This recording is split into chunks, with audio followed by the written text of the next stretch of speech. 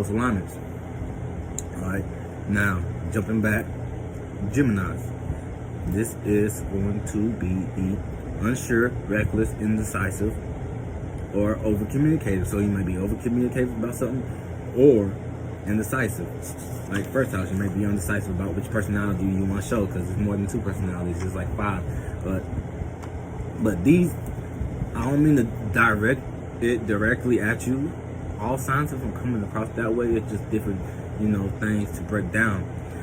These spirits, it might be a influence to be indecisive or over communicative with your personality. If you have it in the first house, not even like your actions, but it's just your personality and your persona, and because that attracts the other spirits that want to come and mix and mingle in your aura, in your gravitational force, in your atmosphere with those spirits and create something toxic. So be careful that you're not being too reckless and indecisive, especially in the going towards the moon. Going towards entering into the full moon. That already passed, but these spirits still do linger around you on a daily basis. If that is like your sun, your moon, or your ascendant. So it's still all plays a part. Just because the moon isn't in that sign doesn't mean it doesn't play that part. So, second house, don't be indecisive with your values. Stay focused on what you want to be focused on, and let these spirits knock you off your course. Or with your money, I say with Geminis, that it's not like toys, material, but your ideas. You may buy something to enhance an idea, like a work tool, or a self-expressive tool, or anything that sparks an idea or a thought that you can be vocal about and express. Going about doing that. Be careful with your manifesting what comes around you in your circle, or being possessed by that, or possessing your possessions and your security to make it look one way, and you don't know whether you want to buy it or not, because you want to have an idea, because you're air, so you're detached. Third house, your siblings, your early childhood, your surroundings. Don't be too indecisive or reckless with how you speak. Don't be too reckless with how you speak to certain people because you're comfortable, because a lot of times you just are manifesting. That's your superpower. So just mind your tongue and things of that nature. Fourth house, your family, home life. We have boundaries, and you have like boundaries that is your family, and then in your family you have boundaries within that boundary. So just don't step on any toes coming up around this time, or things of that nature, or your mental ability, to communicate. That is where you're suited at best. So that would be the stronger, like if that's your house, if that's the house that you're in, you have Gemini in, that's your strong house. These are the strong spirits, because the house lord that is there. I guess the third house, so I think that's the house lord, so it's gonna be strong there. Fourth house, your family, home life. I said that. I jumped back to the third house. Fifth house, your entertainment. Don't be overly entertaining yourself with your ideas, because as far as this goes, it's communicative thoughts. So you're communicating your thoughts, that you're debating if you want to express them or not, and then you do express them, right?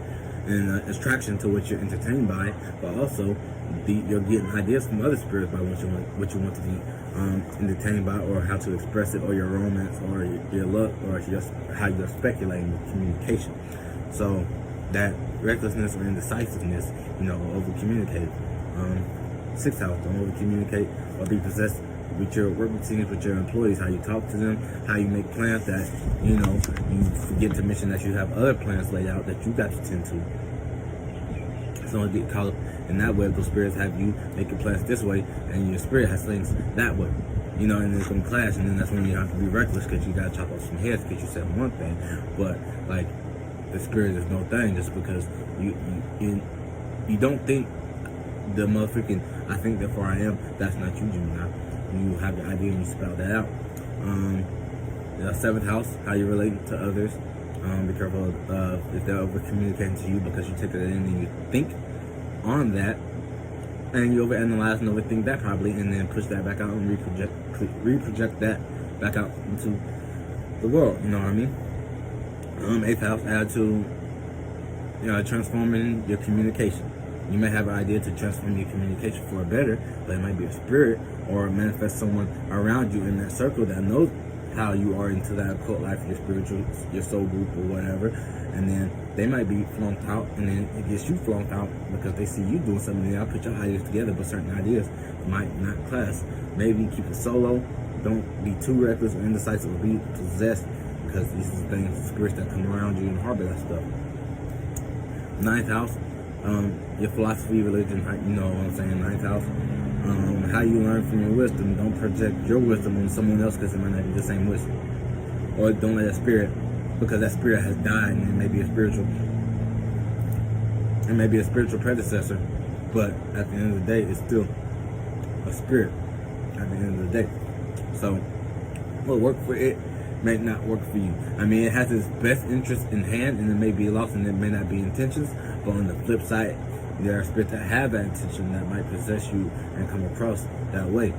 Since I have reputation, fame, recognition, public, image, social status, like I have this in my 10th house. Don't talk yourself into a job and then at the same time talk yourself out of a job. Don't talk yourself in someone's circle at the same time talk yourself out of someone's circle. Giving big up props to yourself, let someone give props to you. Don't get caught up in the way with these spirits being reckless or over communicative and things of that nature, or possess you and things like that. 11, your associates, your hopes, wishes, goals, plans. I just feel the need to still read off every house because that's how that works best for me and correlate like what the spirits is and stuff like that. So your associates, don't over communicate or be reckless around your associates, because how y'all came together, like how the saying goes, how you found me could be how you lose me. So don't, just because you might have been going with the flow, it might have been a prolonged out season, those spirits, that recklessness might have been lit to someone else, but now they're back in their right mind and they see you different because you're still being reckless, you're still over communicating and things of that nature. Don't let these spirits possess you, but when you manifest these spirits, that's because you have discernment and you know what you're doing. Trust, subconscious, hidden resources, dreams, imagination, creativity, because you be thinking it's a lot of frequencies, and the frequencies is only being frequent. And it could be high vibrational, low vibrational. It manifests quite the same. Now, high vibration is separating. You're separating, you're getting your own thoughts together, which is a good thing. But when you're in the lower vibration, it manifests because you manifest without knowing. 12th house energy. By default, you do that, Geminis.